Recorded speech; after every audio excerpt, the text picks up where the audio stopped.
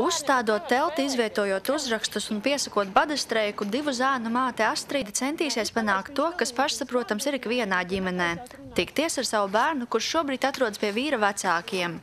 Pēc Astrīdas sacītā, epopeja sākusies, kad viņa kopā ar bērnu izbraukusi no valsts. Es atbraucu 25. janvārī atpakaļ un no pasta uzzināju, ka mans vīrs ir ar atpakaļ ejošu datumu uztaisījis uz manīm kriminālu lietu, ka es viņu it kā esot saskrābējis ar šķērēm. Tad es vēl uzzināju, kad ir notikusi 21.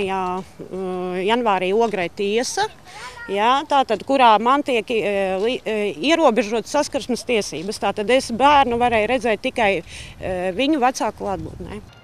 Lēmumu, ka bērnam jādzīvo pie tēva, Astrīda pārsūdzēs Rīgas apgabaltiesā, kas Ogras tiesas spriedumu atcēlusi. Lai gan likums nosaka, ka šobrīd bērnam ir vienādas tiesības dzīvot pie abiem vecākiem, Astrīda norāda, ka savu dēlu nav redzējis jau veselu mēnesi. Visu to situāciju uzskatu pilnīgi absurdisku, tāpēc, kad visas valsts instances, neviens no šiem cilvēkiem vai valsts iestādēm vispār nedomā par to mazo bērnu. Tam bērnam ir 3 gadi. Un es kā māte uzskatu, ka tas ir cietsirdīgi, vardarbīgi, ierobežot bērnu tajā vecumā, respektīvi, lai viņš varētu būt kopā ar savu māmu. Vēršanās pēc palīdzības valsts institūcijās Ogras bāriņtiesā bijusi nesekmīga.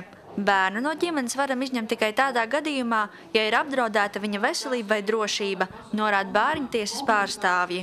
Ja ir konflikts vecāku starpā un viens no vecākiem uzskata, ka viņam ir lielākas tiesības uz bērnu, bet bērns atrodas labos apstākļos un viss ir kārtībā, tad bāriņtiesai nav tiesības izņemt bērnu no ģimenes. Diemžēl šo strīdu var atrisināt tikai un vienīgi tiesa. Mēs tur šajā situācijā neko atrisināt nevaram. Mēs varam vienīgi piedāvāt sievietei psihologa konsultācijas vai kaut ko tam līdzīgu. Vai Astrīdas apņemšanās ļaus viņai satikt dēlu, to rādīs tikai laiks. Minētais gadījums ir viens no pēdējā laikā uzskatāmākajiem piemēriem bērnu tiesības sargājošo institūciju ikdienai. Bāriņtiesu un sociālo dienestu ikdiena ir pārpildīta ar gadījumiem, kad vecāku problēmu risināšanā tiek iesaistīti nepilngadīgi bērni. Un šādu gadījumu kļūst aizvien vairāk. Bieži ir tāds iespējas katrā ziņā, kad vecāki neaizdomājas par savu bērnu, kā viņš šajā situācijā arī pa starpām jūtas.